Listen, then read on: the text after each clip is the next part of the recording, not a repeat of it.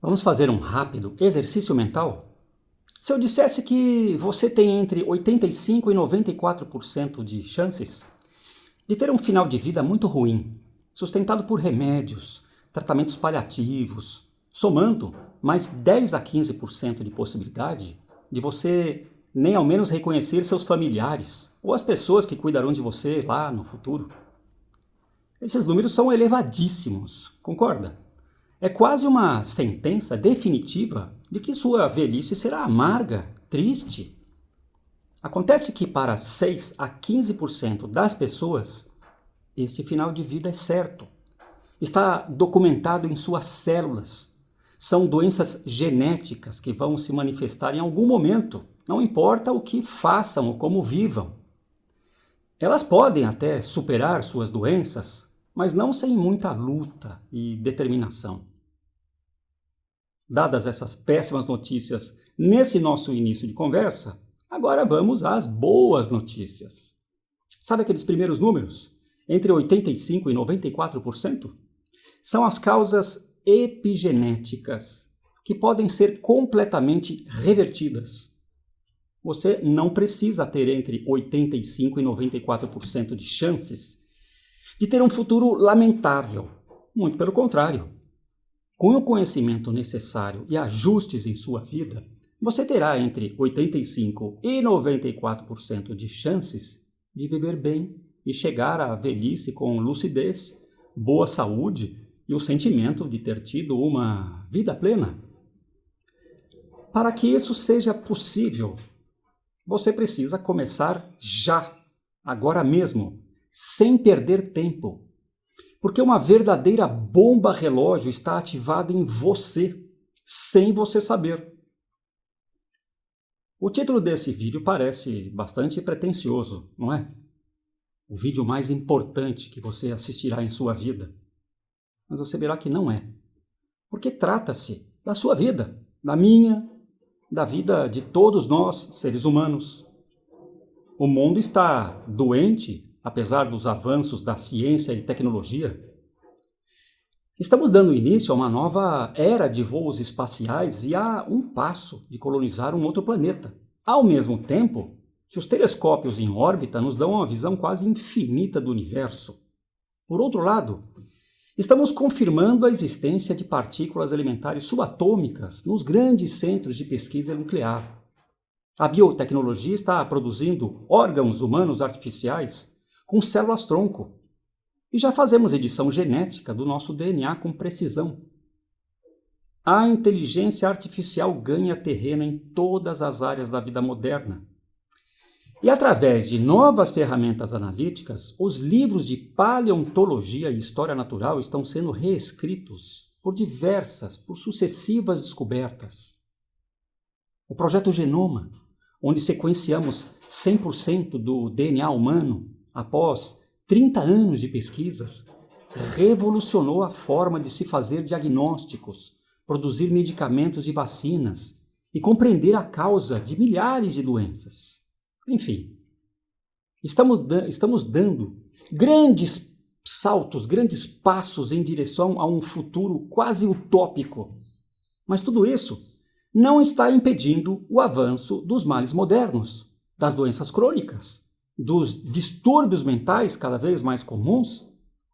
Por quê? Você saberia me responder? Por que as epidemias de diabetes e obesidade estão em franco crescimento? Por que o câncer é a segunda doença que mais mata no mundo? Por que o mal de Alzheimer e outras demências ameaçam o nosso futuro? Eu creio ter uma resposta para essas questões. Veja, não é uma teoria minha, original. Eu só estou ligando os pontos de um complexo de sistemas que nos rodeiam.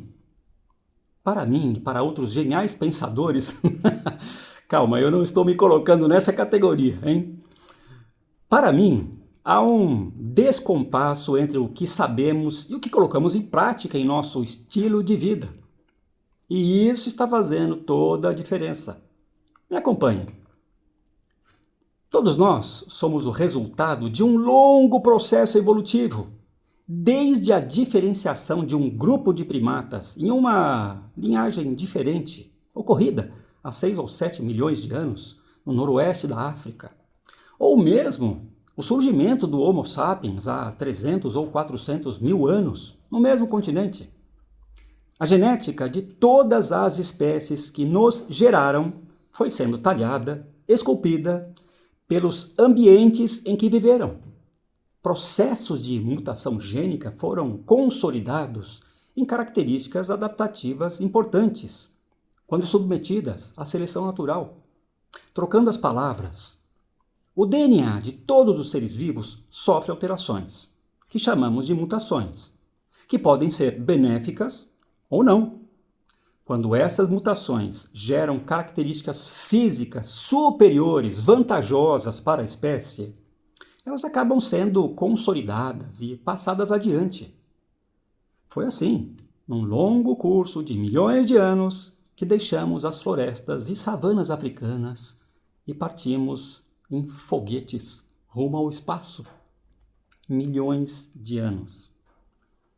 Isso significa que as mudanças genéticas que resultam em hereditariedade, em características transmitidas às próximas gerações, demandam longos períodos de tempo para se consolidarem. Longos períodos de tempo. Esse é o ponto crucial, fundamental, essencial. O mundo está se transformando muito mais rapidamente que nossa capacidade biológica de nos adaptar a ele. Esse é o descompasso que eu falei agora há pouco. Vou te explicar logo em seguida que o grande problema está no fato de que todos nós temos esse corpinho de 20 mil anos de antes de Cristo e estamos forçando a viver em um ano, em um mundo, 2000 anos depois de Cristo. Em síntese é isso. Eu acordei para esse fato há poucos anos e mudei pontos importantes da minha vida. Eu hoje tenho 57 anos e minha idade biológica beira os 30. Quer dizer, cronologicamente eu tenho quase 6 décadas de vida, mas o meu corpo tem a vitalidade de um jovem com metade desta idade. Milagre? Não. Conhecimento. Meu papel agora é fazer você também acordar para este fato, porque isso vai mudar a sua vida. Eu estou falando sério. Não é uma aposta, não é um palpite, é uma certeza. Trata-se de como a vida tem que ser vivida para que aproveitemos ao máximo os nossos potenciais, para que superemos os desafios físicos e mentais, para que vivamos na plenitude, na totalidade do que é possível e para que aliviemos os sofrimentos. Você me acompanha? Este é um vídeo longo, mas espero que seja cheio de boas surpresas, de novidades, de coisas que você nunca imaginaria e que eu consiga ter a sua atenção até o final, porque a qualidade da sua vida a partir deste conhecimento pode se elevar a um patamar que você nunca imaginou. Minha intenção, meu objetivo, ou melhor, o que eu espero de você é ação. Espero conseguir fazer você entender o funcionamento do seu corpo, de sua mente, de suas emoções, a mecânica de seus pensamentos e ideias, de como tudo isso se manifesta na sua vida atual. E principalmente, que você, através da autorreflexão, seja capaz de mudar o que tem que ser mudado. Compreenda que você pode ajustar a sua vida, tomar atitudes certas que vão alterar somente os pontos mais importantes e assim garantir mais qualidade de vida, mais longevidade e mais autossatisfação, como eu fiz. E é uma jornada, não é uma pílula mágica.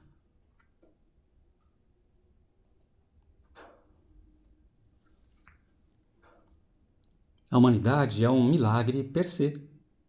A forma como evoluímos está muito distante de nossos conterrâneos ao longo de toda esta era. Nenhum outro animal ou espécie viva evoluiu para ganhar consciência plena. Só a nossa. Somos Homo sapiens sapiens, do latim Homo sapiens, homem sábio. Somos os mais sábios de todos, segundo a filogenia. Será? Outras espécies de seres humanos também conscientes ficaram pelo caminho, como a Neandertal, extinta há pelo menos 25, 28 mil anos, ou mesmo os Homo erectus, uma das espécies humanas mais antigas, extintas entre 120 e 180 mil anos. Sim, eles também tinham consciência, produziram algum tipo de cultura. O Homo sapiens surgiu na África entre 300 e 400 mil anos, mas iniciou seu processo de migração para fora do continente por volta de 90 mil anos atrás, na sua versão mais moderna. O número total de indivíduos das espécies humanas permaneceu estável, cerca de 1 milhão de pessoas em todo o mundo, até o início da Revolução Agrícola, que ocorreu aproximadamente 10 mil anos. Com o crescimento da produção agrícola e o avanço das cidades, a população mundial, aproveitando agora de uma ampla disponibilidade de recursos, chegou a 5 milhões de habitantes entre 5 e 8 mil anos atrás. No ano 1 da era cristã, a população mundial já era de 170 milhões, ou seja, multiplicou-se por 170 em pouco mais de 5, 6 mil anos. Isso foi incrível. 1000 anos depois, tinha dobrado.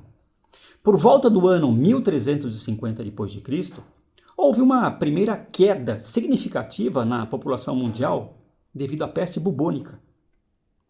Mas 100 ou 150 anos depois, éramos 450 milhões de pessoas no planeta.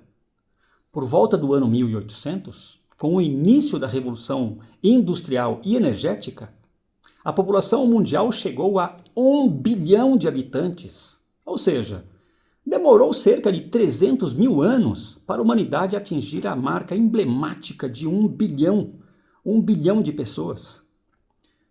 300 mil anos foram necessários. Já a marca de 2 bilhões foi atingida em 1927. Os 3 bilhões em 1960, 4 bilhões em 1974, 5 bilhões em 1987, 6 bilhões em 1999, 7 bilhões em 2011 e 8 bilhões agora, em 2023. Assim, a humanidade tem adicionado 1 bilhão de habitantes no planeta a cada 12 ou 13 anos.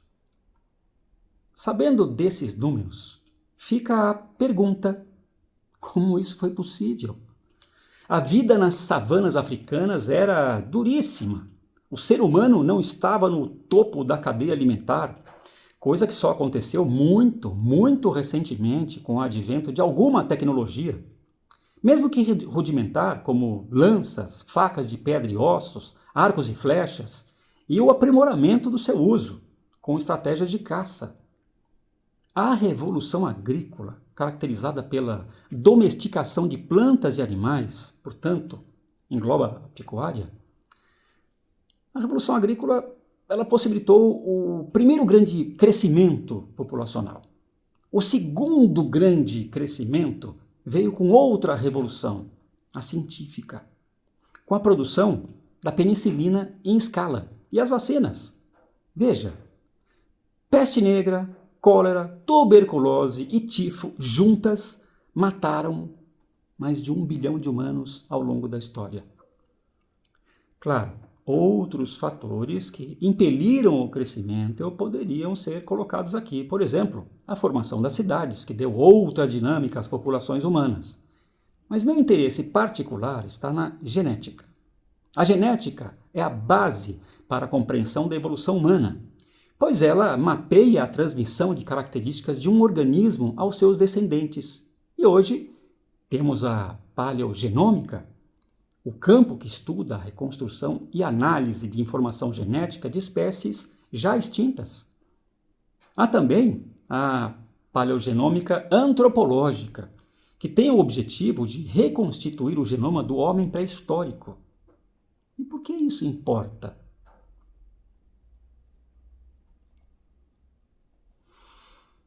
Muito embora a humanidade esteja envolvida em criar métodos e tecnologias que permitirão a extensão da vida humana, a relação do ambiente com a genética hoje ainda é fundamental. Eu preciso esclarecer a você esses dois conceitos: genética e epigenética, e em como eles estão relacionados. Você já deve saber, a genética é a ciência da hereditariedade. Ela estuda os genes, como eles transmitem as informações, como elas são passadas adiante para a próxima geração por meio da reprodução. A informação genética contida no DNA é denominada genoma. Ele é organizado em cromossomos. Nossos cromossomos têm 23 pares de genes, que carregam, então, todas as informações relativas às nossas estruturas fisiológicas, às nossas características físicas particulares. Já a epigenética é a área da biologia que estuda as mudanças que ocorrem em nossas características observáveis, que são produzidas pelas interações com o meio ambiente, que causam mudanças na expressão de nossos genes. Tudo isso parece meio confuso, não é? Vamos facilitar um pouco. Eu vou tentar melhorar a explicação. Vamos dizer que você herdou de seus pais um gene que causa câncer nos pulmões. Ele está lá, quieto, inexpressivo. Em algum momento de sua vida, você começa a fumar. Com o passar do tempo, esse hábito ruim, as substâncias químicas tóxicas do cigarro acabam afetando suas células. E agora você acordou o gene do câncer de pulmão. Então, agora, você desenvolve a doença. Por outro lado, vamos dizer que você sempre manteve bons hábitos e permaneceu distante do cigarro durante toda a vida. Esse gene permanecerá inativo e você não vai desenvolver a doença. Isto é epigenética. Compreendeu? Alguns geneticistas afirmam o seguinte: é melhor você prestar atenção aqui.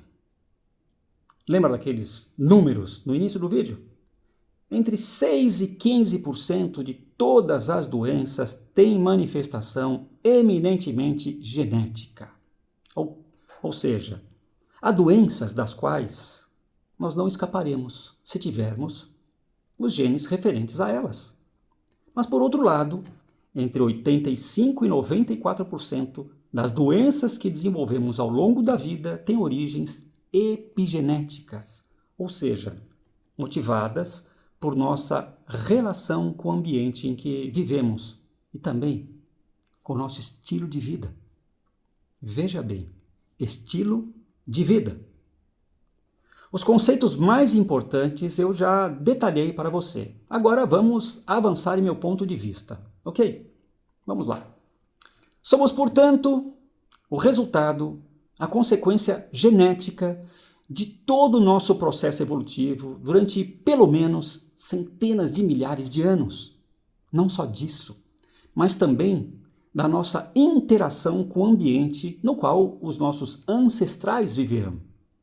Pois bem, voltando à ideia de que as mudanças genéticas ocorrem em longos períodos de tempo, veja que Stephen Jay Gould, um proeminente paleontólogo e biólogo evolucionista já falecido, veja o que ele postulou. Não ocorreu nenhuma mudança biológica nos humanos nos últimos 50 mil anos. Segundo ele, tudo o que chamamos de cultura e civilização nós construímos com este mesmo corpo e esse mesmo cérebro. Mesmo corpo e mesmo cérebro, eu enfatizo aqui. Claro, ele estava falando em grosso modo, quer dizer, nesses últimos 50 mil anos de evolução humana, nós não sofremos nenhuma mudança genética significativa. verdadeiramente significativa. Pequenas mudanças, claro, ocorreram sim. Vou relatar algumas delas para você. Por exemplo, se você tem olhos azuis, você está na companhia de 400 milhões de pessoas em todo o mundo. Uma em cada 20 humanos no mundo. Os outros 19 têm olhos castanhos, verdes ou cinza. Os olhos azuis são relativamente recentes. A mutação que lhes deu origem surgiu no leste europeu, entre 6 e 10 mil anos atrás. Não se sabe a razão pela qual ela se disseminou. Eles se espalharam rapidamente pela Europa, dominando o norte do continente. Já a saliva humana, ela contém uma enzima chamada amilase, fabricada pelo gene AMY1, e ela digere amidos. Os humanos modernos, cujos ancestrais foram agricultores, eles têm mais cópias do gene AMY1 que aqueles cujos ancestrais eram caçadores, por exemplo. Este reforço digestivo pode ter ajudado a dar início ao cultivo e aos povoados e às sociedades modernas com o advento da agricultura. Entre 6 e 8 mil anos atrás, houve uma mutação genética no gene MCM6, permitindo a digestão adequada da lactose, o açúcar do leite. Veja, o ser humano é o único animal que produz esta enzima, a lactase, depois de adulto. Aliás, o ser humano é o único mamífero que toma leite de outros animais depois de adulto. Sem essa mutação genética, nada disso aconteceria. Bem mais recente, há uma mudança genética que está favorecendo o aparecimento de uma terceira artéria em nosso braço.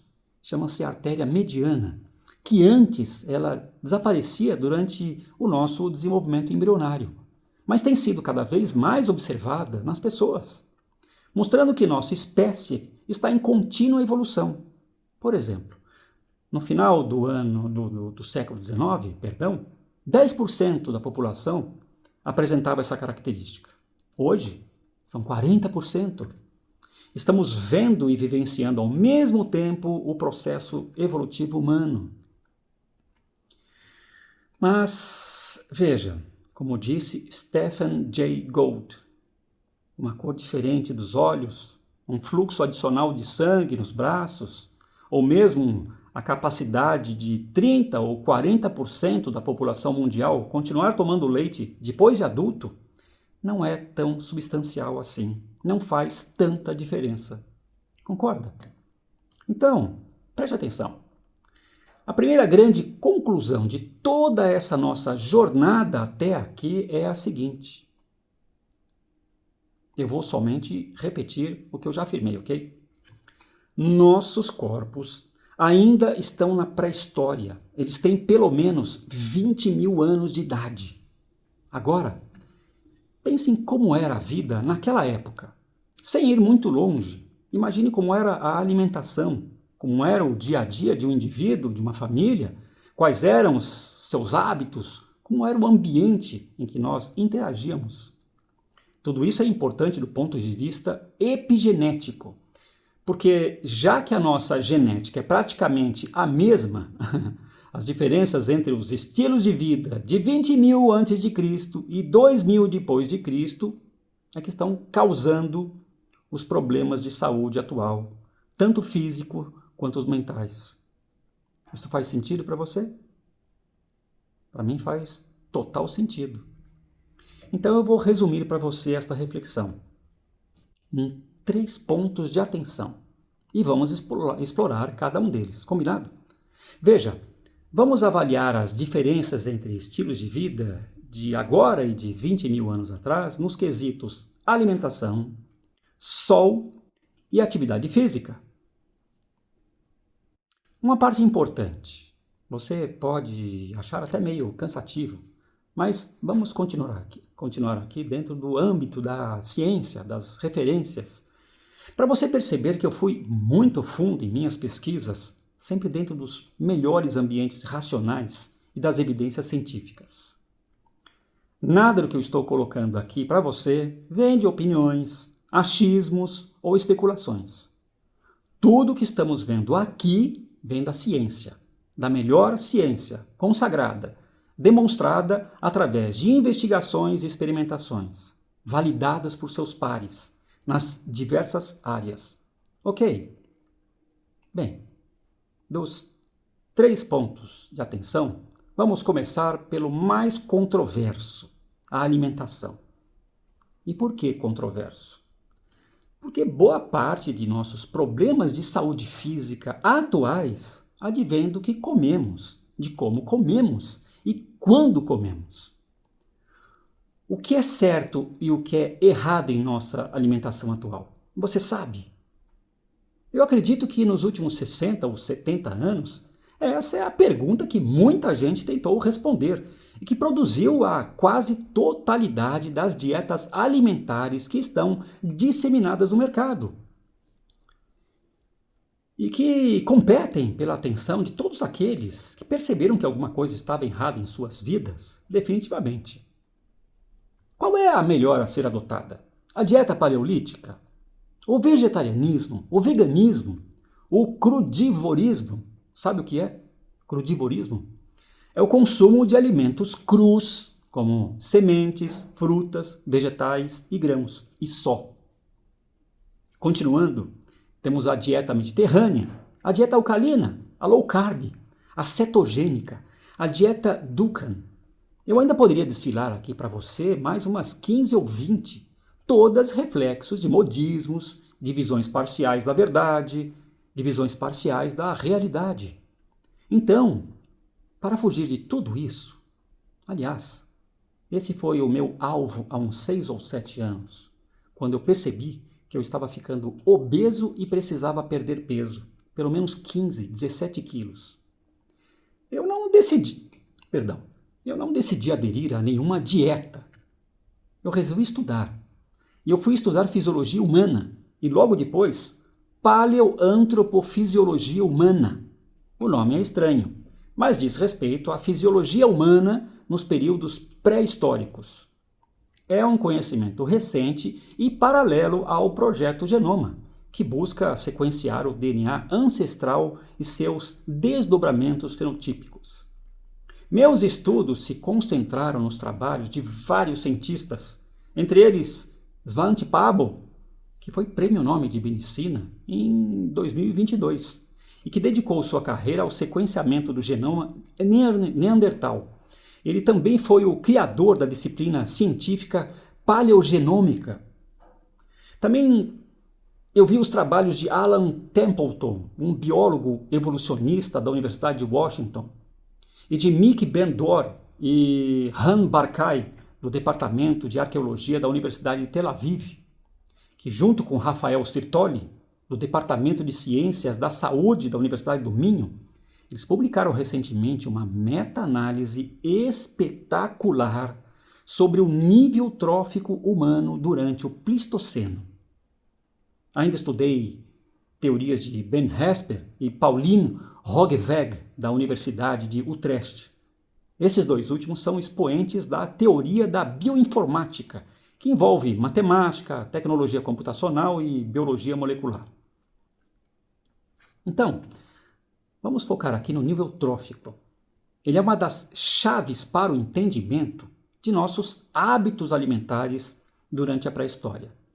E o que é nível trófico? Na verdade, se diz níveis tróficos.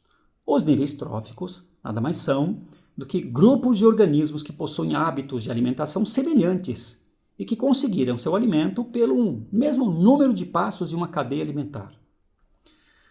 Quando se alimentam de organismos produtores, ocupam o nível dos consumidores primários ou consumidores de primeira ordem. Quando se alimentam de consumidores primários, ocupam o nível trófico dos consumidores secundários ou consumidores de segunda ordem, e assim sucessivamente. Todas as plantas, por exemplo, ocupam o mesmo nível trófico, assim como os animais herbívoros. E como esse estudo sobre o nível trófico dos humanos foi conduzido? Bom, ele é complexo e por isso eu acredito que ele é também completo, fechando todas as possibilidades e as diversas perspectivas de abordagem.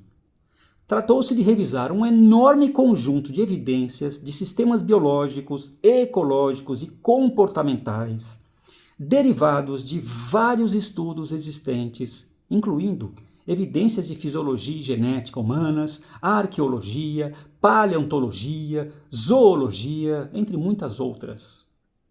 A primeira grande conclusão, aparentemente óbvia, é de que a linhagem humana, a linhagem Homo, saiu de uma baixa posição do nível trófico para uma posição mais alta e carnívora durante todo o Pleistoceno. O Pleistoceno é um período de tempo compreendido entre 2,5 milhões de anos atrás até 11.700 anos atrás. Portanto, é um período de tempo bastante grande, em termos de evolução humana. Agora veja que interessante. Depois de atingir um ponto elevado na cadeia alimentar, ele recuou com o advento da agricultura. Essa memória das adaptações dos humanos aos níveis tróficos está embutida em nossa biologia atual, na forma de genética e metabolismo. Para que esse vídeo não fique muito longo, eu vou resumir, então, alguns pontos principais dos diversos estudos que culminaram com a meta-análise. Combinado? Vamos lá. São as principais evidências que foram, então, colecionadas. Em comparação com os outros animais, os humanos têm maior necessidade de energia. Historicamente, o tempo envolvido na produção de ferramentas, nos cuidados prolongados com as crianças, entre outras atividades, os Homo enfrentaram uma intensa pressão seletiva para adquirir energia adequada e consistente de forma eficiente, especialmente para energizar o cérebro. Veja que esse nosso órgão, o cérebro, lhe responde por 2% da massa de um indivíduo de 70 quilos. Portanto, pesa entre 1.300 e 1.400 gramas, em média, mas ele consome 25% de toda a energia absorvida e 20% de todo o oxigênio inalado. Então, onde encontrar energia suficiente? Nas calorias de origem animal. Claro, os carnívoros, eles gastam menos tempo se alimentando do que os herbívoros. Já percebeu? Extrair calorias de vegetais é muito mais difícil e custoso para o nosso organismo. Uma analogia para você entender. Na natureza, as calorias de origem vegetal custam 10 vezes o preço da carne, se ela estiver disponível. As principais evidências mostram que o ser humano, durante toda a evolução recente, já como Homo sapiens sapiens, contrariando todas as suposições vegetarianas, ele era onívoro, com uma dieta sempre muito variada de vegetais e outros animais. Por exemplo, como os cérebros humanos são 3 vezes maiores que os cérebros de outros primatas, a densidade energética da dieta humana deve também ser muito mais alta. O macronutriente mais denso em energia é a gordura. Você extrai dela 9,4 quilocalorias por grama. Comparado com a proteína, 4,7 quilocalorias por grama. E os carboidratos, 3,7 quilocalorias por grama. Assim, a mistura de proteína e gordura contida na caça de animais provavelmente teria proporcionado uma maior densidade energética. Entendeu? E, portanto, a esperada qualidade da dieta. Agora veja que interessante. O tamanho do cérebro humano ele diminuiu nos períodos finais do Pleistoceno. E isso indica um possível declínio da nossa qualidade calórica da dieta, por conta do aumento do consumo de vegetais em comparação com a proteína e gordura animal.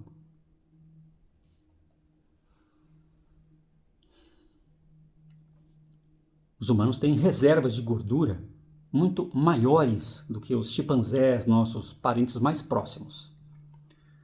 Só que carregar carregar gordura adicional tem um custo de energia e também reduz a velocidade humana em perseguir presas ou escapar de predadores.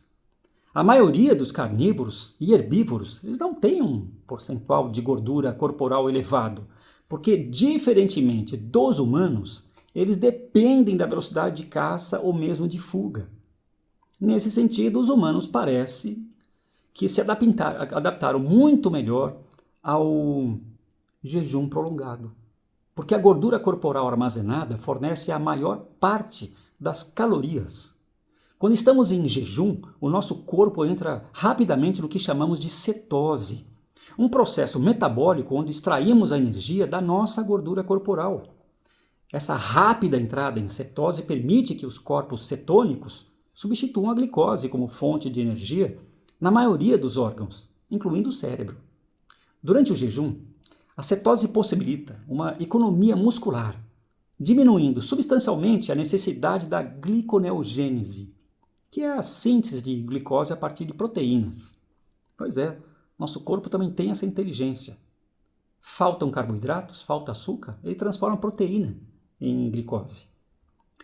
Essa chave da mudança da matriz metabólica, dos carboidratos para as gorduras, é considerada uma notável adaptação nos humanos.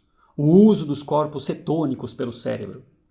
Isso permitiu ao homem sobreviver por longos períodos de inanição, como a gente vai ver mais adiante, quando avaliarmos os cenários naturais onde se passou a nossa evolução. E ainda permitiu que o nosso cérebro evoluísse ao que é hoje, essa máquina extraordinária. Em outras palavras, durante toda a nossa evolução, considerando que os recursos eram sempre muito escassos, quer dizer, o alimento nunca esteve fartamente disponível na natureza, o ser humano teve que conviver com longos períodos sem se alimentar, em jejum. Isso está em nossa genética, em nosso metabolismo. Os geneticistas, comparando o nosso DNA e o dos nossos ancestrais, eles percebem que, historicamente, a dieta ancestral era muito mais rica em proteína e gordura animal, e isso ficou registrado em maiores regiões do genoma ancestral do que no genoma dos seres humanos atuais. Daí se conclui que a nossa dieta se tornou mais vegetariana um pouco antes do advento da agricultura.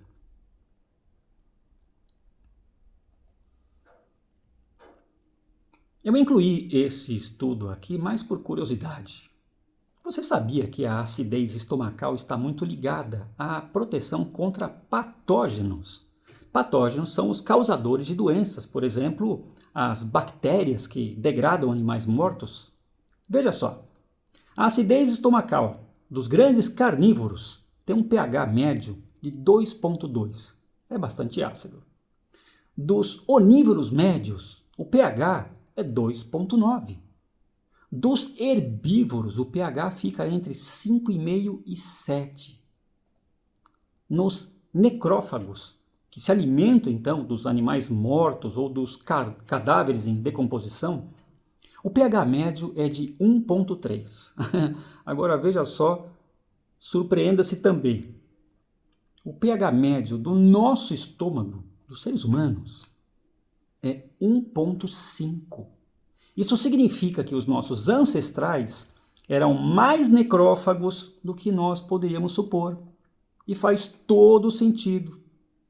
Depois de caçar grandes animais, os humanos eles se reuniam, se alimentavam o grupo e durante dias, talvez até semanas, com a carne de um elefante ou de um bisão, por exemplo. Para você ter uma ideia, a carne de uma zebra ela poderia sustentar um grupo de 20 pessoas durante quase 2 semanas.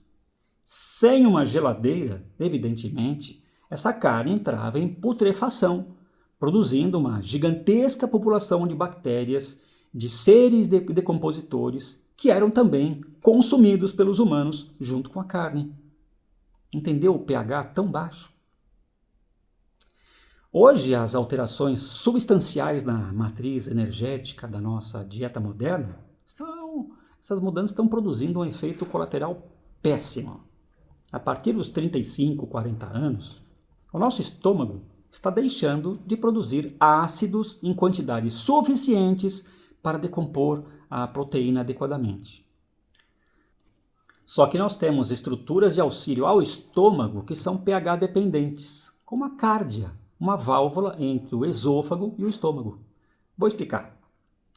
Quando temos alimentos sendo digeridos no estômago, ele está superácido, ou deveria estar. Estando ácido, com baixo pH, a cárdia está totalmente fechada. Agora, se o pH não está assim tão baixo, a cárdia ela relaxa, ela fica entreaberta. O resultado disso? Refluxo. Você tem refluxo? Pense a respeito. Você já ouviu falar em síndrome metabólica? É uma grave síndrome moderna que tem como base a resistência de nossas células a um importante hormônio, a insulina. A insulina é responsável por facilitar a entrada da glicose nas células para a produção de energia.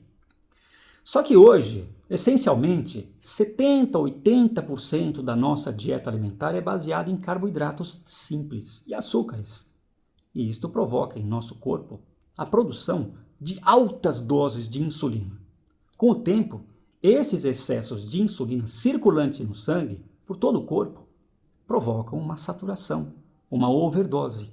E aí, as nossas células passam a ter menos receptores para a insulina, causando a resistência. O resultado disso é péssimo. Seu corpo passa a ter altas doses de glicose circulante, altas doses de insulina circulante.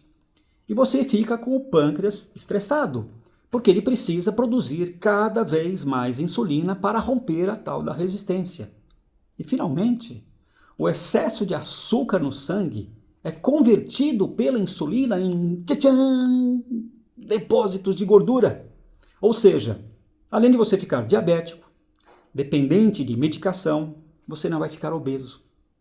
Esse processo está explicado pela paleoantropofisiologia. Veja só, acompanhe comigo. Durante um longo período evolutivo, o homem consumiu majoritariamente carne como fonte de calorias, carne e gordura animal.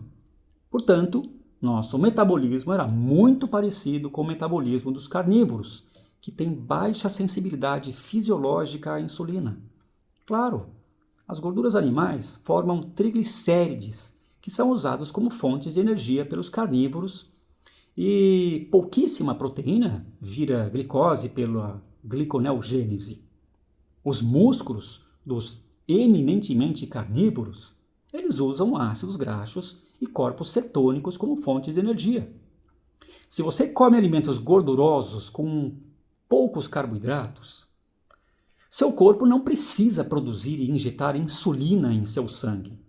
Nos seres humanos, essa baixa sensibilidade fisiológica à insulina, ou em outras palavras, essa mais alta resistência padrão à insulina, teve um motivo adaptativo importante: priorizar a glicose para tecidos do sistema nervoso central, glândulas sexuais, testículos, ovários e sangue, deixando os músculos se virarem com os ácidos graxos, com a gordura. A análise genética das várias populações atuais, comparadas à nossa ancestralidade, mostra o seguinte: com o tempo, as comunidades de agricultores passaram a exibir índices um pouco menores de resistência insulínica, talvez por conta de sua dieta mais vegetal e menos animal. Mesmo assim, essa é uma adaptação não consolidada, ou seja, por padrão, todos nós exibimos moderadamente uma taxa de resistência insulínica. Está explicado porque em todo o mundo, apesar dos esforços contrários, continuam a se elevar as taxas de diabéticos e de obesos.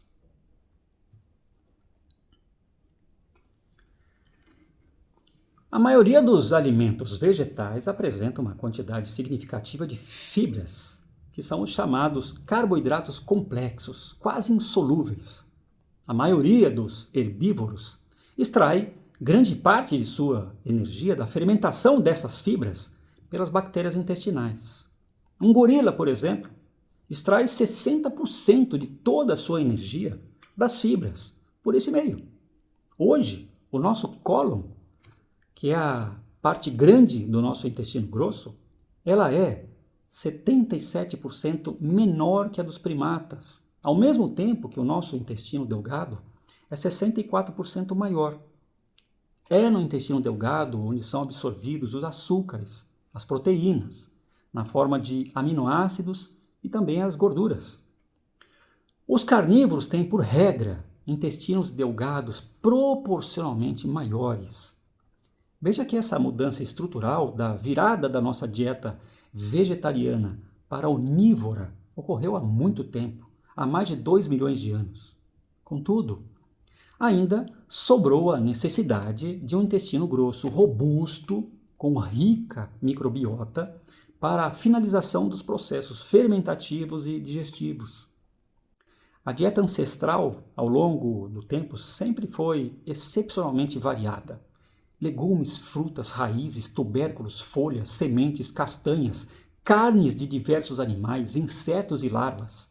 Portanto, até bem pouco tempo atrás, cerca de 10 mil anos, nós viramos novamente a chave da mudança sem o devido tempo necessário para que o nosso corpo fizesse um ajuste anatômico.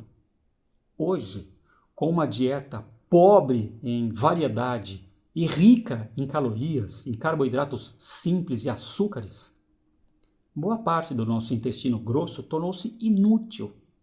Tornou-se inútil, mas não menos importante, porque muitas substâncias e hormônios deveriam ser adequadamente produzidos ali para a manutenção da nossa saúde. Então, está sobrando intestino e faltando saúde.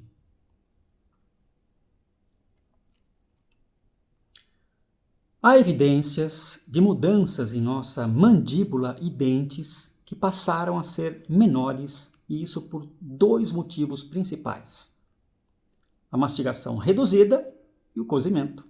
Eu explico.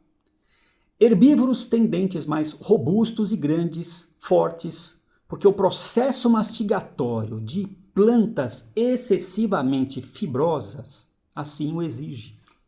Nós perdemos a necessidade de dentes grandes e mandíbula robusta, porque a carne e a gordura são muito mais macias. E elas entraram em nossa dieta há muito tempo, há mais de 2 milhões de anos. Por outro lado, quando o Homo sapiens surgiu entre 300 ou 400 mil anos atrás, o fogo já era usado há mais de 500 mil de anos. Fogo é um pré-digestor, sabia? Quer dizer, o cozimento praticamente pré-digere o alimento para você, porque ele degrada substâncias complexas em unidades mais simples. Basicamente é isso. Então, quando submetemos um vegetal fibroso ao cozimento, os carboidratos complexos vão sendo quebrados. A proteína se degrada em aminoácidos. Quando o fogo se tornou mais habitual, ele favoreceu ambos os lados. Tanto o consumo de vegetais, que antes demandavam muito tempo de mastigação e agora tinham suas calorias mais disponíveis, e também o consumo de carnes e gorduras. Porque o cozimento prolongado ele quebra o colágeno e deixa a carne ainda mais macia.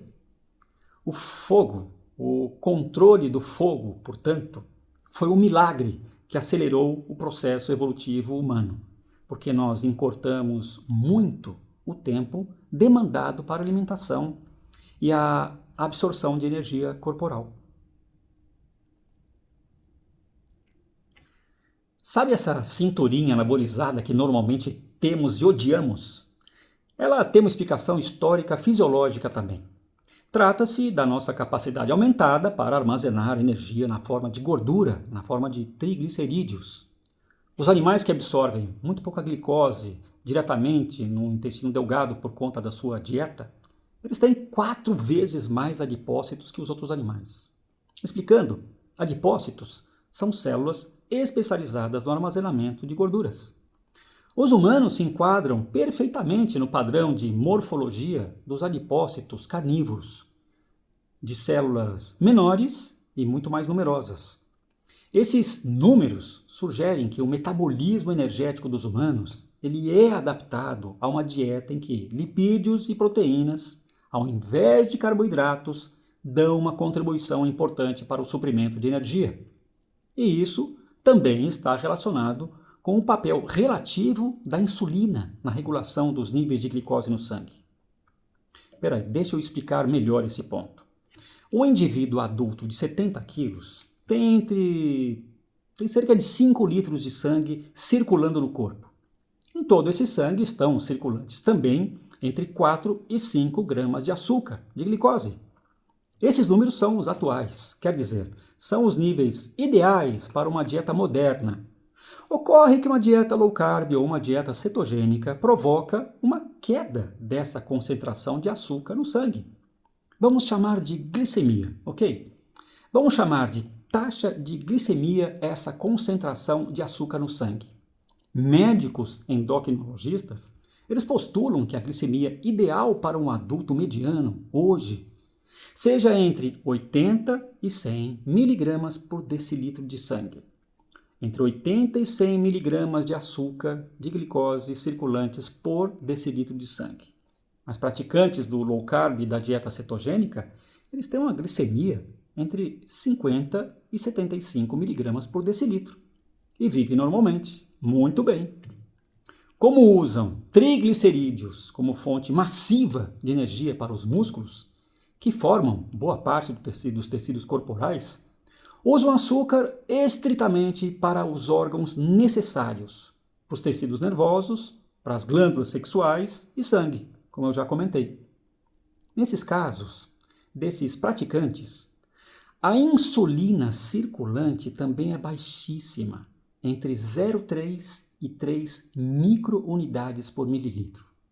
Só para você ter uma comparação, em laboratórios de exames clínicos, a referência varia de 5 a 26 microunidades de insulina por mililitro de sangue. Isto é uma enormidade. Referência laboratorial significa índices médios de uma população dos valores ditos normais de uma população. Mas quem pode afirmar que essa população é saudável? Percebe?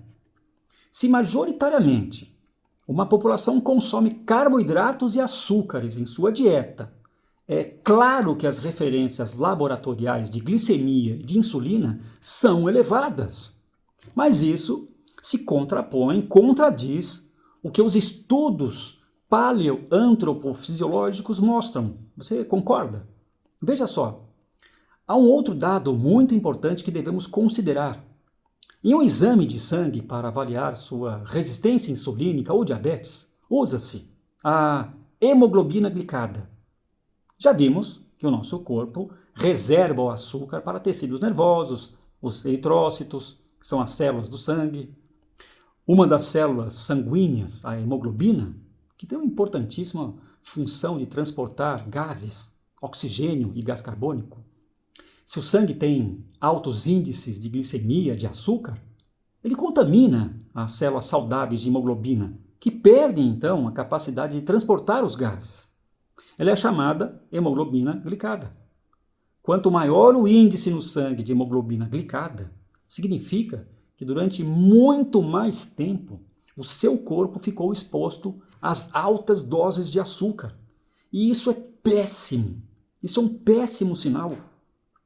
Voltando à nossa cintura, à nossa gordura abdominal persistente, a culpa é dessa situação. Elevadas taxas de açúcar no sangue, bem como elevadas taxas de insulina. A insulina é lipogênica, quer dizer, ela é responsável direta por transformar o excesso de açúcar em gordura armazenada. Se você come majoritariamente carboidratos simples, doces, pães, bolos, salgadinhos, pizza, massas, eu tenho uma péssima notícia para lhe dar. Percebe?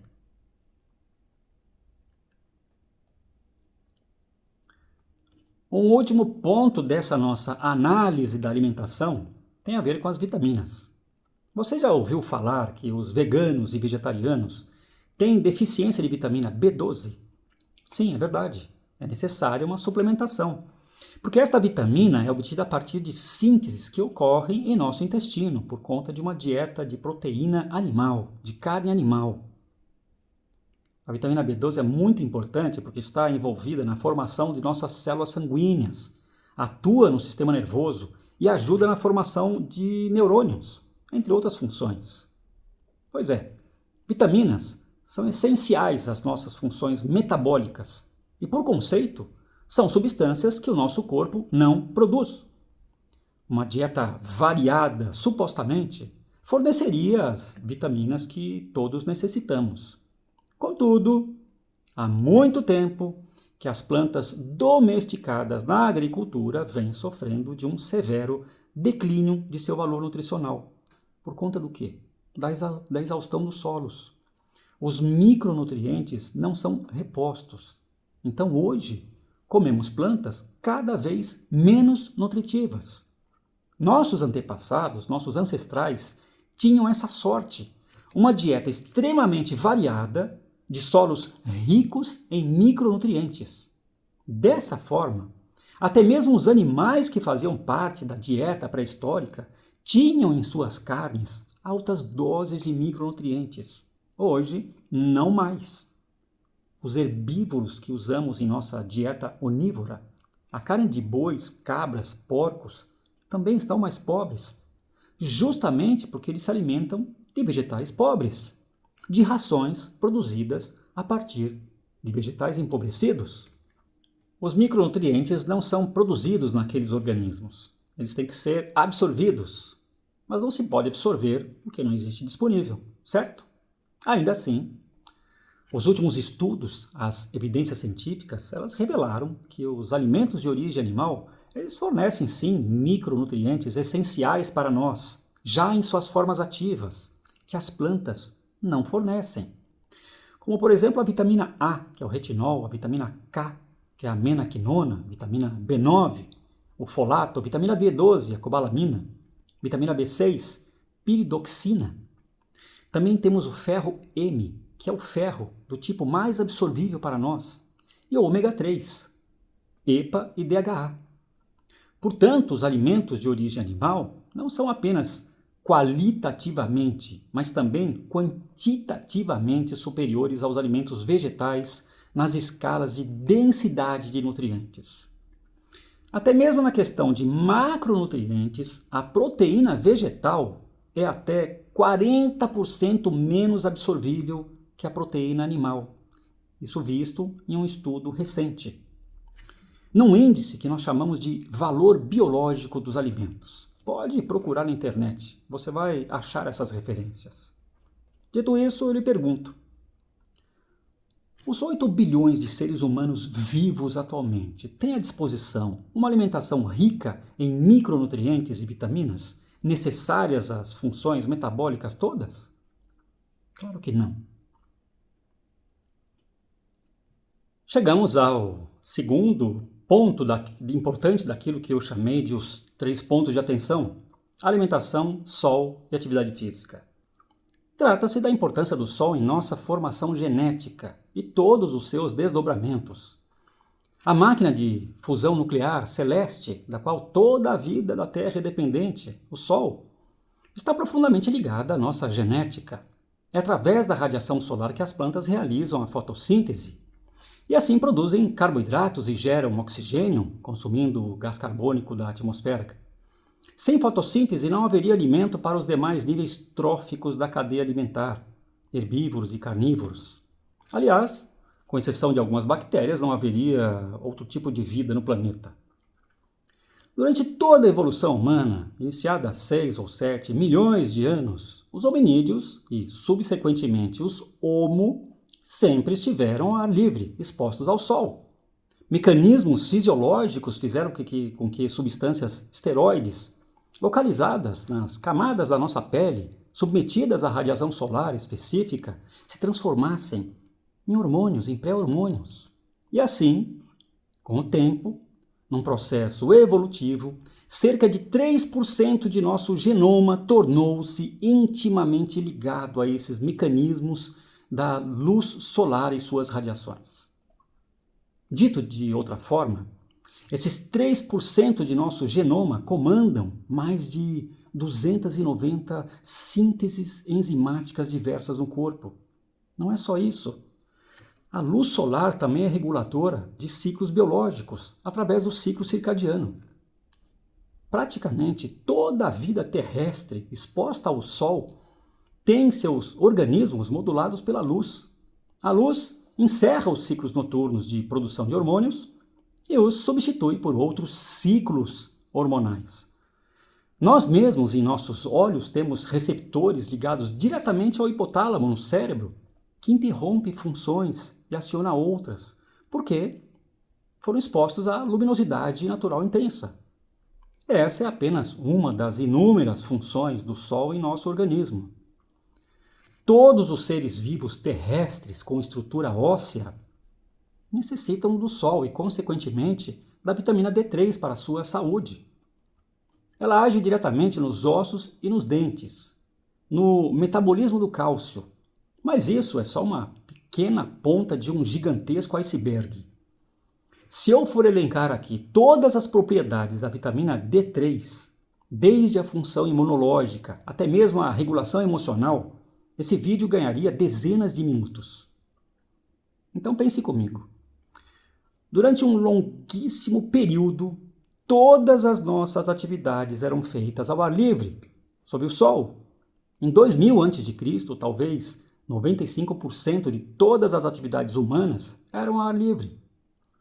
Em 1900, 75% das atividades humanas eram feitas ao ar livre. Hoje, menos de 15%. Sendo assim, eu lhe pergunto: que sol você toma diariamente? Quanto de sol? Aquela substância esteroide modificada pela radiação do sol na nossa pele, chamada de colecalciferol, ou vitamina D3, que comanda então 3% do seu DNA e centenas de atividades enzimáticas, certamente você é deficiente dela. Não é só você, mas 96,5% da população mundial. E sabendo de sua extrema importância para o sistema imunológico, você entende agora por que a pandemia ceifou quase 7 milhões de vidas por todo o mundo?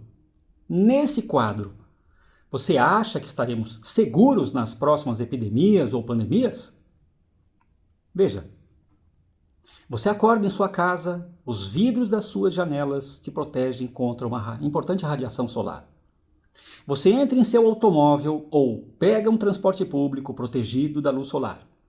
Chega em seu trabalho, no escritório, loja, comércio, fábrica ou indústria, protegido da luz solar.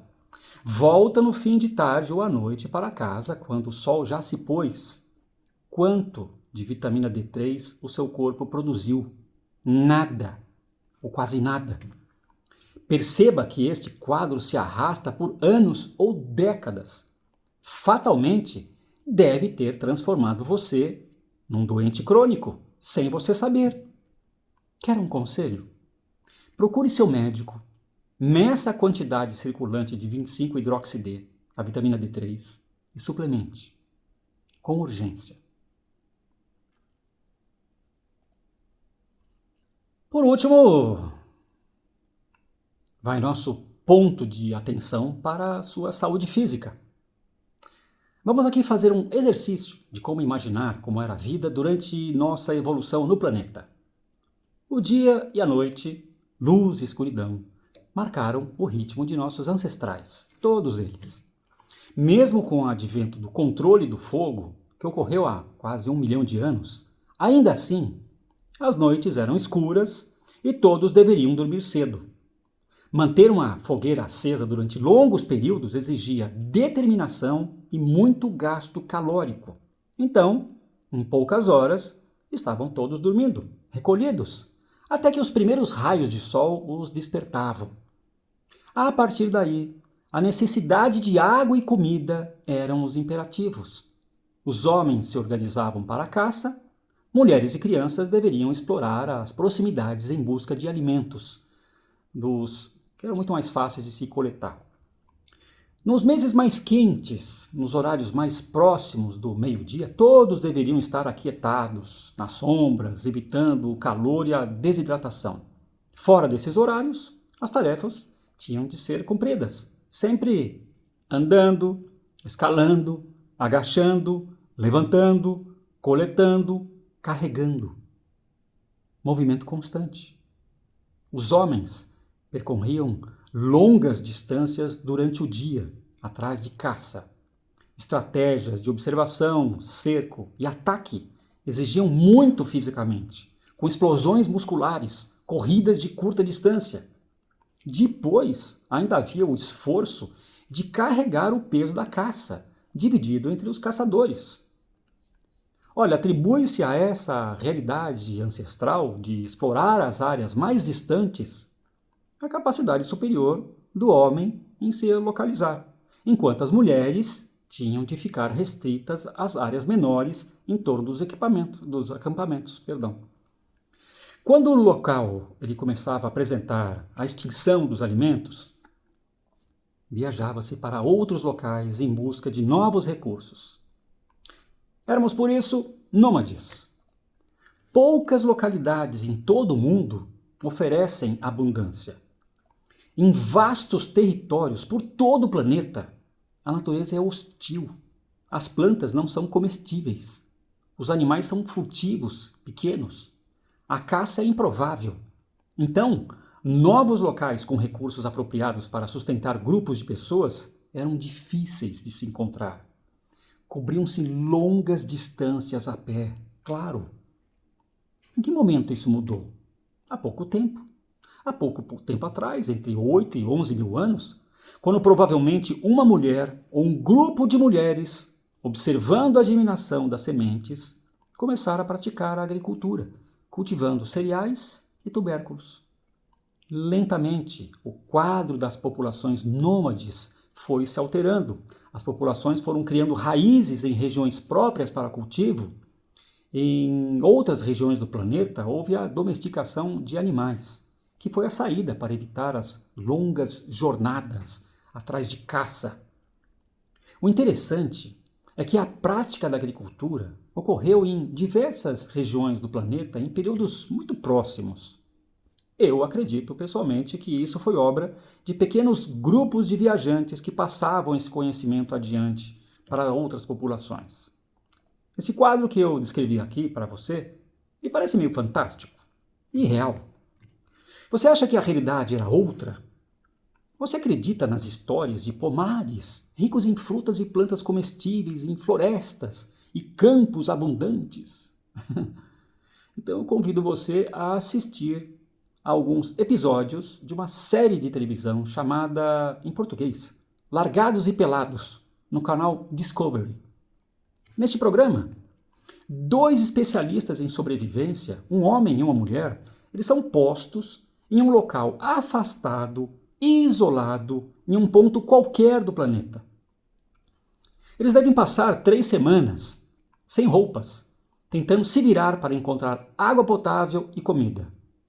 O desafio, então, é sobreviver os 21 dias. Eles têm ainda um benefício que os nossos ancestrais eles não tinham. Cada um deles pode levar um instrumento moderno para esse acampamento. Uma pederneira, que é para fazer fogo, ou um facão, um outro instrumento de corte, ou uma corda, ou uma tela para evitar os mosquitos, ou uma panela, enfim. Invariavelmente em 21 dias, ambos perdem muito peso, entre 8 e 20 quilos. Claro, isso dependendo da complexão física do participante. Mas agora, veja, perder de 8 a 20 quilos em 3 semanas é muito. Você já tentou fazer um regime parecido? Então aqui eu lhe faço uma pergunta. Se eles são especialistas em sobrevivência, postos na natureza provedora, supostamente abundante, como podem perder tanto peso? Pois é, reveja os seus conceitos, suas ideias a respeito. Eles perdem todo esse peso justamente porque o alimento jamais esteve abundante na natureza. Essa é a verdade. Essa é a verdade e é também a realidade histórica de todos os nossos ancestrais, durante todo o período evolutivo. Veja, tem uma pegadinha aqui nesse programa. Os participantes desse programa eles ficam confinados em uma pequena região, uma pequena área de poucos quilômetros quadrados.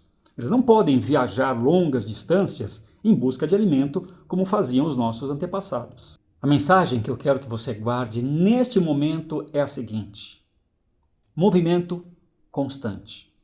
Nossos corpos foram talhados para o movimento constante. Por isso que hoje andar é considerado um excelente exercício, por conta da nossa realidade histórica, compreende? Então, uma nova reflexão sobre o seu estilo de vida. Você anda muito? Passa o dia se movimentando? Ou permanece em pé, parado atrás de um balcão ou sentado em uma cadeira no escritório? Como você chega no trabalho? Vai a pé ou vai de carro? Como vai embora? Está entendendo o ponto de vista? O sedentarismo moderno é fonte também de doenças. É isso. Eu tenho inclusive um outro dado ruim a esse respeito. Se você é daqueles que vai à academia 3 ou 4 vezes por semana, pela manhã, dedica-se 20, 30, 40 minutos em uma esteira ergométrica e depois passa 7, 8 horas sentado em uma cadeira, aquele benefício inicial da academia se perde totalmente nas primeiras horas de sedentarismo, viu? Verdade. Esteira ergométrica só pela manhã serve de muito pouco. Você precisa procurar outras compensações para a sua imobilidade.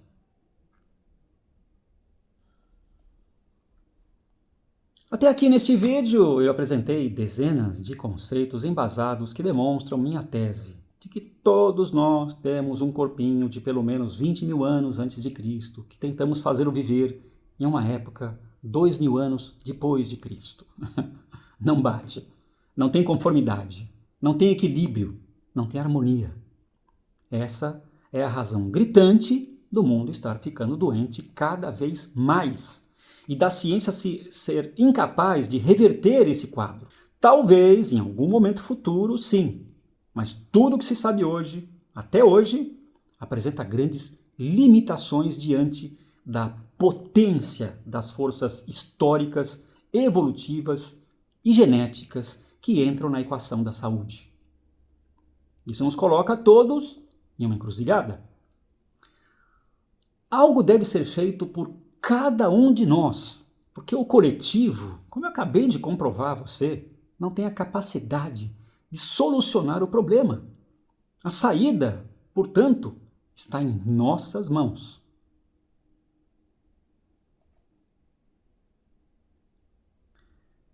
Você já viu aqueles vídeos de natureza, né? Um céu azul, flores, pequenos animais, riachos de águas calmas e transparentes, brisa suave, música compassada por flauta e pássaros cantando ao fundo? Eles são muito relaxantes, não? Sabe por quê? Porque esses elementos que eu descrevi são experiências históricas evolutivas. Preste atenção. Viemos todos das savanas africanas, de florestas africanas. Os genes que todos carregamos têm origem lá. O céu azul é o contraponto das grandes tempestades com inúmeros raios e trovões que apresentam perigo a céu aberto e também, olha, sob proteção de árvores. As flores representam a estação do ano em que a temperatura fica mais amena, as chuvas torrenciais e tempestades acabaram e a vida retoma em sua potência mais bela. Os riachos de água calma são o oposto daquelas correntezas fortíssimas que arrastam tudo por onde atravessam. As águas transparentes são as potáveis, porque as águas turvas estão infectadas por patógenos mortais. A brisa suave denota um período de calma entre as estações radicais. Os pássaros cantando evocam a falta de perigos, de predadores. Quando surgem ameaças, os pássaros simplesmente param de cantar para não serem encontrados. Essa descrição que acabei de fazer mostra bem as condições permanentes pelas quais os nossos antepassados passaram, durante milhares de anos. Condições que foram responsáveis por boa parte do desenvolvimento de nossas estruturas cerebrais emocionais. Isso mesmo. Em nosso cérebro, há uma região chamada límbica, formada por estruturas basais, bastante primitivas, vamos dizer assim, relacionadas principalmente com comportamentos emocionais e sexuais, com aprendizagem, memória, motivação, mas também com algumas respostas homeostáticas. Durante a nossa evolução, momentos de liberdade, prazer e ócio se alternavam com os de grande perigo no enfrentamento de animais ou outros agentes opressores, como os climáticos extremos, por exemplo. Em especial, uma pequena estrutura chamada amígdala, diferente e distante daquelas amígdalas que você tem na garganta, ela é responsável por boa parte dos problemas psíquicos que nós vemos hoje em dia. A amígdala é um aglomerado de células em forma de amêndoa, localizada perto da base do cérebro. São duas, uma em cada hemisfério. Elas ajudam a definir e regular as emoções. Também preservam memórias e ligam essas memórias a emoções específicas de felicidade, tristeza, raiva. São chamadas lembranças emocionais, que ao longo da vida podem se tornar os conhecidos gatilhos mentais. A amígdala também ativa a chamada resposta de luta ou fuga. Essa resposta pode ajudar as pessoas em momentos de perigo físico imediato a reagir rapidamente por sua segurança. A resposta de luta ou fuga ajudou os primeiros humanos a responder a ameaças para evitar serem feridos ou mortos de forma imediata e intuitiva, quer dizer, sem qualquer iniciativa consciente. Quando essa estrutura do cérebro sente o perigo, ela sinaliza para o cérebro bombear hormônios de estresse, preparando o seu corpo para lutar por sua sobrevivência ou mesmo fugir para a sua segurança. Durante centenas de milhares de anos, nossas estruturas cerebrais foram sendo esculpidas dessa forma. Há um perigo iminente, elas agem para evitar o pior, as amígdalas. Fazem isso na forma de uma espécie de sequestro da cognição. Para entender o que é um sequestro cognitivo da amígdala, é preciso saber sobre uma segunda parte do cérebro. São os lobos frontais, essas duas grandes áreas que estão localizadas na frente do cérebro, aqui atrás da testa. Os lobos da frente são parte do córtex cerebral. Essa área do cérebro, ela regula ações voluntárias, como raciocínio, pensamento, movimento, tomada de decisão e planejamento. Experimente que você avalie suas emoções e, em seguida, use suas experiências e julgamento para responder conscientemente. Veja, quando os lobos frontais entram em ação, as reações não são automáticas, como as geradas pela amígdala. No caso de uma ameaça física, a amígdala pode saltar para a resposta de luta ou fuga, mas os lóbulos da frente, eles vão processando as informações que você está recebendo para ajudar a determinar se o perigo é real ou não.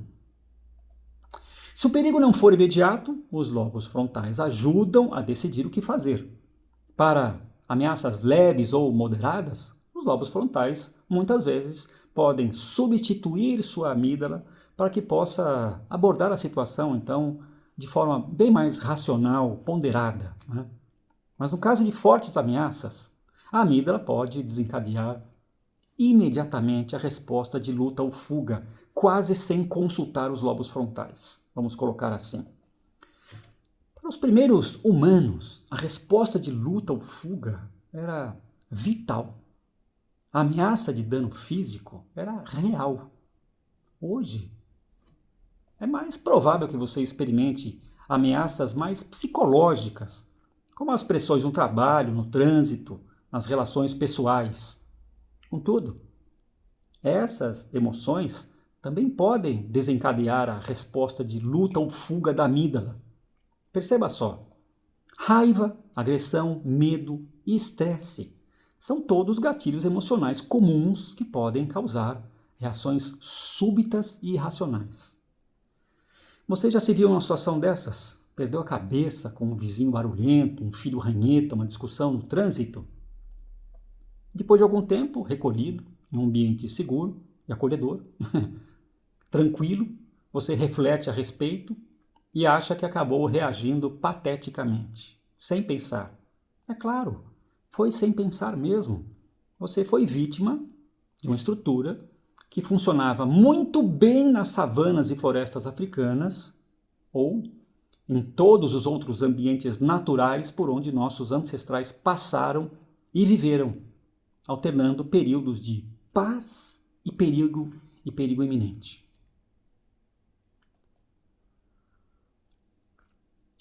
Bem, que legal, depois de mais de 1 hora de vídeo, você está ainda me acompanhando aqui. Obrigado. Eu creio que consegui passar a você uma perspectiva resumida de como todos estamos enfrentando uma ameaça moderna, que é o nosso estilo de vida. Em pouco mais de 1 hora eu pude mostrar e comprovar para você que há mesmo um descompasso entre nossa genética, nossa fisiologia e o que fazemos com ela hoje, da forma errada. Somos sedentários, somos heliofóbicos, quer dizer, temos hoje medo do sol, né? Ou temos preguiça de tomar sol adequadamente. Para cada um de nós, esse é um desafio a ser superado, se quisermos viver bem e viver muito com saúde.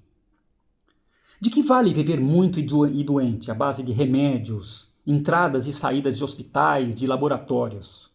Fora o fato de que isso sempre custa muito dinheiro. Dinheiro que você poderia estar investindo em mais conforto, qualidade de vida, em outros prazeres. O mundo atual é complexo, porque nós somos seres complexos. Sair das savanas africanas, ambiente árido, e ganhar um espaço celeste é um feito extraordinário.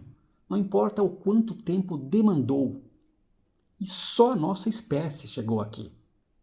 Só nossa espécie se tornou absolutamente dominante. Onde está a chave para reverter a degradação da saúde? Onde está a chave para aumentar a longevidade? Que mudanças devem ser feitas para reconquistarmos a saúde? Voltando ao princípio dessa nossa conversa, você tem entre 85% e 94% de chances de ter um futuro lamentável, ou mesmo entre 85% e 94% de chances de ter uma velhice saudável, produtiva e feliz. Por experiência própria, se alguém lhe disser que você deverá mudar tudo, que dá muito trabalho ser saudável e sustentar um estilo de vida diferente de todo mundo, que é, então, preferível apostar na sorte futura, porque deve ser alguma coisa ligada ao destino, não é? Que os remédios e a medicina estão aí para o caso de alguma coisa dar errada em sua vida. Eu lhe respondo que esse alguém não faz a mínima ideia do que está falando. E a vida é muito importante e valiosa para você deixá-la à própria sorte. Há 6 ou 7 anos eu fui mudando alguns pontos estratégicos em minha vida. Eu estava próximo da obesidade. Cansado, sem energia, doente, eu decidi estudar e não dar ouvidos aos especialistas de plantão com suas dietas e hábitos mirabolantes. Eu fiz ajustes pensados e controlados. Deu certo. Hoje estou de novo em grande forma, com ótima disposição. Perto dos 60 anos, eu não tomo nenhum remédio. Meus índices são excelentes. Nível de gordura corporal bastante baixo, glicemia, insulina, pressão arterial, colesterol, entre vários outros. Eu gostaria, aliás, eu ficaria muito feliz em te ajudar com tudo isso. Por essa razão, eu criei uma plataforma de conhecimentos gerais sobre saúde e também de conhecimentos práticos. Nela, você pode encontrar tudo o que você precisa para entender o funcionamento do nosso corpo, da nossa mente, das nossas emoções e de quais as atitudes deve tomar para reverter os seus problemas, seus desafios e se tornar uma versão melhor e mais saudável de si mesmo. Trata-se da saúde integral. Esse é um tripé formado pela saúde física, pela saúde mental e pela saúde emocional. Sem um desses pilares, não se vai muito longe com qualidade. Se você me acompanhou até aqui e viu a relevância desse conhecimento que eu lhe trouxe de forma organizada e resumida, você vai gostar bastante do que está lá, esperando por você, na plataforma. Eu a batizei de Cuide de Sua Vida. Claro, porque ninguém fará isso por você. Pense nisso. Posso lhe pedir um favor? Se você gostou desse vídeo, considere se inscrever nesse canal, ativar o sino para receber as atualizações das próximas publicações e, claro, clicar em curtir e em gostei. Isso é muito importante para que essa plataforma considere esse conteúdo relevante. Só dessa forma esse canal poderá crescer, ou seja, a sua ajuda, seus amigos, seus familiares. Todo esse meu trabalho é dedicado a você. Muito obrigado pelo seu interesse. E até o próximo vídeo. Um grande abraço.